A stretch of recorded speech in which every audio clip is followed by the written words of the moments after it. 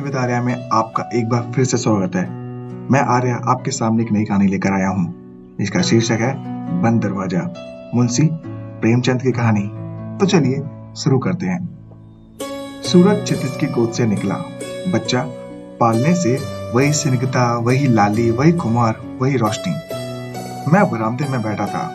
बच्चे ने दरवाजे से झांका। मैंने मुस्कुराकर पुकारा। वह मेरी गोद में आकर बैठ गया। उसकी शरारतें शुरू हो गईं। कभी कलम पर हाथ बढ़ाया, कभी कागज पर। मैंने गोद से उतार दिया। वह मेज का पाया पकड़े खड़ा रहा। घर में न गया। दरवाजा खुला हुआ था। एक चिड़िया फुदकती हुई आई और वो सामने के सैन में बैठ गई।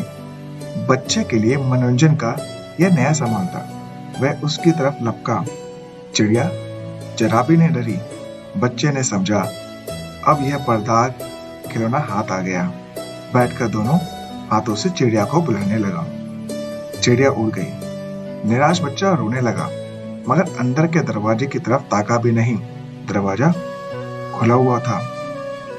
गरम हलवे की मीठी पुकार आई। बच्चे का चेहरा चाव से खिल उठा। खोचे वाला सामने से गुजरा। बच्चे ने मेरी तरफ याचना की आंखों से देखा। ज्यों-ज्यों खोचे वाला दूर होता गया, याचना की आंखें रोश में परिवर्तित होती गईं। यहाँ तक कि जब मोड़ आ गया और खोचे वाला आंख से ओझल हो गया तो रोश ने पूरे जोर से फरियाद की, सूरत अख्तियार की। मगर मैं बाजार की चीजें बच्चों को नहीं खाने देता। बच्चे की फरियाद ने मुझ पर कोई असर न किया।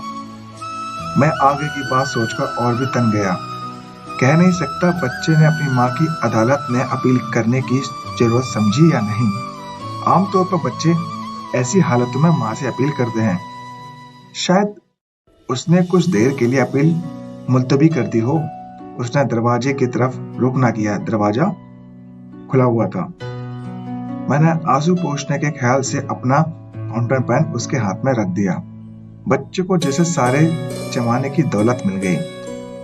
उसकी सारी इंद्रियां इस नई समस्या को हल करने में लग गई। एकाएक दरवाजा हवा से खुद ब खुद बंद हो गया। पट की आवाज बच्चे के कानों में आई। उसने दरवाजे की तरफ देखा। उसकी वह व्यवस्था तत्क्षण लुप्त हो गई। उसने फाउंटेन पेन को फेंक दिया और रोता हुआ दरवाजे की तरफ चला, क्योंकि दरवाजा बंद हो गया था। तो दोस्तों, मुंशी प्रेमचंद की ये कहानी आपको कैसी लगी? उम्मीद है आपको अच्छी लगी होगी। तो लाइक करिए, सब्सक्राइब करिए, शेयर करिए और कमेंट में बताइएगा और कैसी आपको कहानी सुननी है। तो मैं आपके सामने आर्या ऐसी कहानी लाता रहूंगा। तो मिलते हैं फिर से कहानी विद आर्या के साथ। Thank you.